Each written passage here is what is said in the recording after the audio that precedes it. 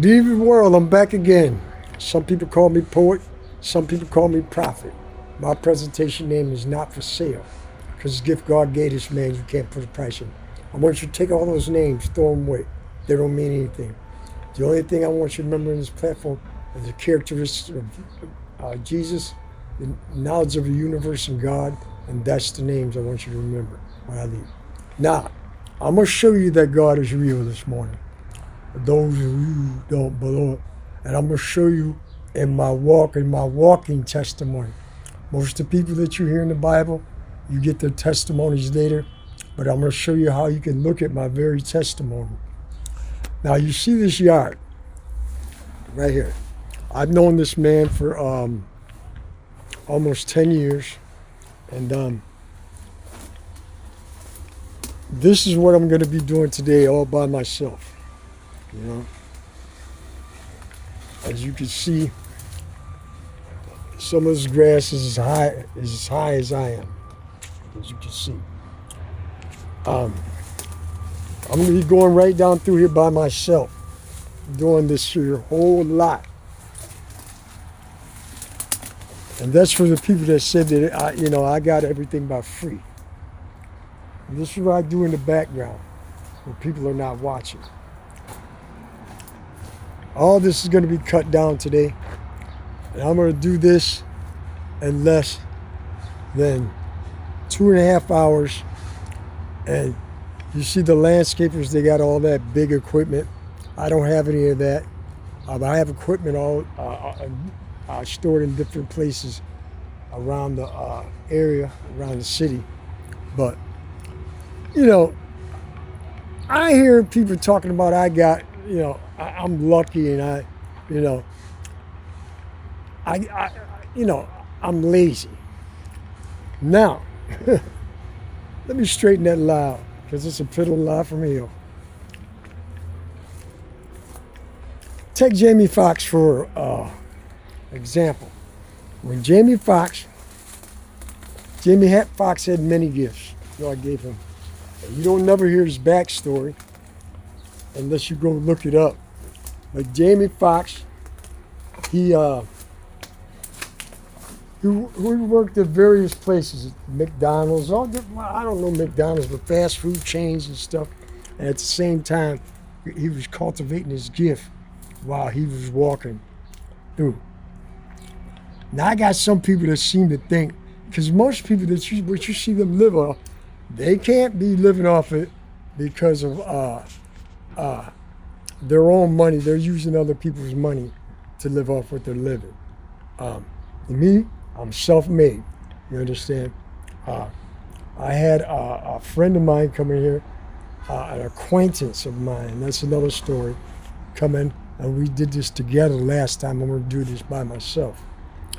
But the whole point that I'm trying to make to you is this: is that nothing is life for free. Watch this. Air ain't even free. You had to make an investment. You had to breathe in to get it.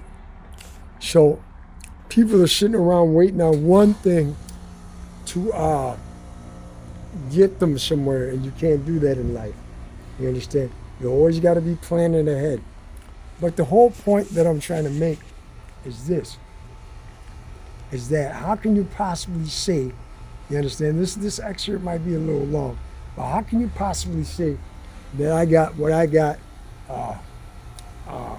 by luck? By no means. I had to get up early in the morning, and these people today, they live in a time of blessings. You understand? But what they don't understand is that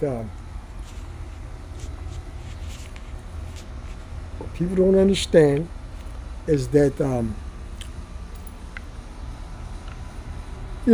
I didn't grow up, my life, we didn't grow up, we didn't have education paid for us. I didn't have no education paid for me. I had to learn everything on my own. It seems like, my mother used to say, the best way to teach a man how to swim, take him and throw him in the water. He'll swim. And so it was like that for me. You know what I'm saying? But I learned everything, It took me almost before I started this landscaping thing, I had somebody that wanted to do this, but I want to do this specifically by myself today because it's a challenge. A lot of you can wake up with a challenge. But I had a guy that wanted to do it, but in certain places, I just don't take people. I'm not really doing this landscaping thing no more. Like this guy here, he's walked with me. You understand what I'm saying? And he's Jewish. He's a white man. And a lot of people, I'll tell you, see, people wonder why when God lifts you that you don't come back to bless them. Why would I come back and bless people that tried to tear me down and all that when I was built? So see, people only look at things the way they want to see them. They don't look at them in the reference of what they've invested. And most times people, they don't invest anything. Like when I started my jobs, I really didn't need anybody, but I seen the need in people's eyes, you know what I'm saying? I don't have to ask them, you know what I'm saying? But I seen the need in their eyes, they had a need, you understand? So I said, look, you can come along and work with me. Most of them people fell off, you understand what I'm saying? They fell off, you understand? And so when you start going to your mountain, most people will try to throw dirt on you. And let me tell you about white people. White people ain't got to do nothing else because we do a pretty good job ourselves. So white people ain't got to do nothing else. But this man, I worked with his family, and he knew me. I used to cut his grass. I cut his grass for 7 years before this man would let me on the inside of his business and work on the inside. So you'll get people, man, they'll go around and they'll take your name and they'll whisper to people, and they're always whispering people on the bottom. But come up here and try to tell him something about me. You understand what I'm saying? He's going to laugh in your face and slam the door. You understand what I'm saying? Because he knows my spirit, he knows my commitment, he knows my integrity. And I told him that I was going to do this yesterday, and it's going to be 90 degrees out here, but we're going to get it done today. But like I said, I'm going to take you down a living testimony. And if you walk through the neighborhood, my neighborhood, people will tell you they see my grind. While I was walking around, had holes in the bottom of my shoes. Didn't nobody offer no support. Nobody. When I was down, when I was in the hospital, nobody came to visit me. But most of God's prophets or messengers are molded and shaped in the background. So a true king. And they talk about, I'm not humble. I'm showing you how humble I am, because I don't care how high I get. I don't never forget where I came from. You understand? And this is how I started. You understand? I got out of prison. You understand what I'm saying? When I got out of prison, I know what the judge told me. I had people spit on my shoes, mush me upside my head, and all kinds of stuff. But I know what the people in the prison told me. So they thought that they was getting away with that because they was tougher than me. They didn't understand that I had a boundary on me. And they really knew, you understand, at that time, I was like 225, you know what I'm saying, solid muscle. You know what I'm saying? But like I said, people, they'll take your name and they'll drag it through the mud with all the people on the bottom. But come up here to where the people that got something to show for life. And take Job for a moment. And we're going to take it to Scripture. And go read the story of Job, how the devil told God, God said, have you considered my servant Job? And Job told me, he said, he'll curse you to your very face. And God told the devil, you're allowed to attack his life, but you're not allowed to touch him. And so let me tell you something. The devil came through his friends, through his closest acquaintance. And let me just give it to you so you can identify. And Job, his friends come in the house and, wait, Job, Ain't no reason. There ain't no way in how that you ain't got no food in your refrigerator. You must be smoking crack. He took that man's family, took his children, took everything from him. Scripture says Job was stricken with a skin disease. The devil couldn't take his mind, so he attacked his body.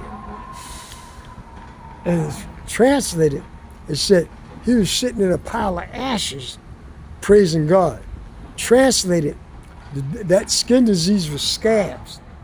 He was sitting there peeling the scabs off, praising God, because he refused to worship God. That's all he knew. That's all he was created for.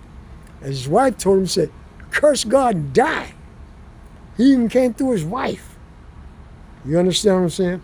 So when I tell y'all that this is a spiritual war out here that we're fighting, I don't have time for flesh people, because the war I'm fighting, it shows up in the attitudes and behaviors of people. And I had to learn that. I didn't get it from no school. I didn't get it from some book. I learned that, and I could read people as soon as they walk in the room. And they wonder how. Because I went through the fire. I didn't take no shortcuts. Didn't nobody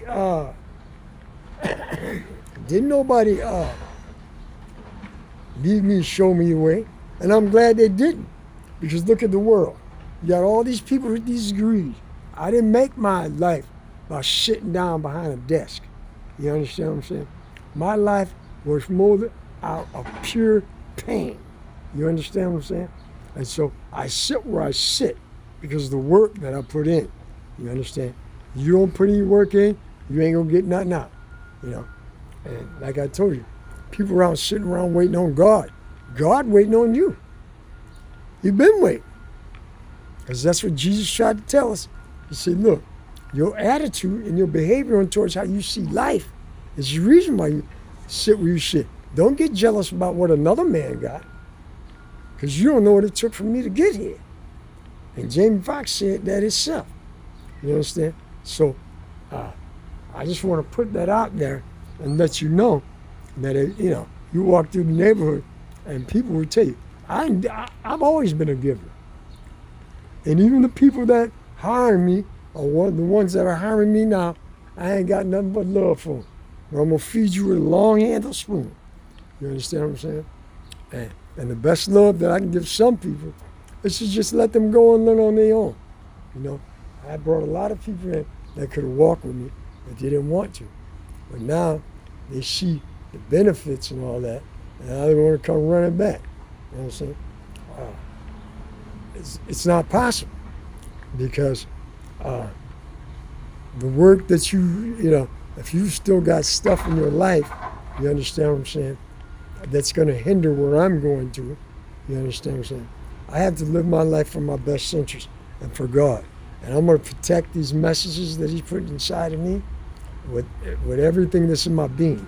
And I will sacrifice anything and anyone that tries to stop it. So if nobody told y'all they love you today, I do. So let these things be. I'm tired of your word was so lengthy.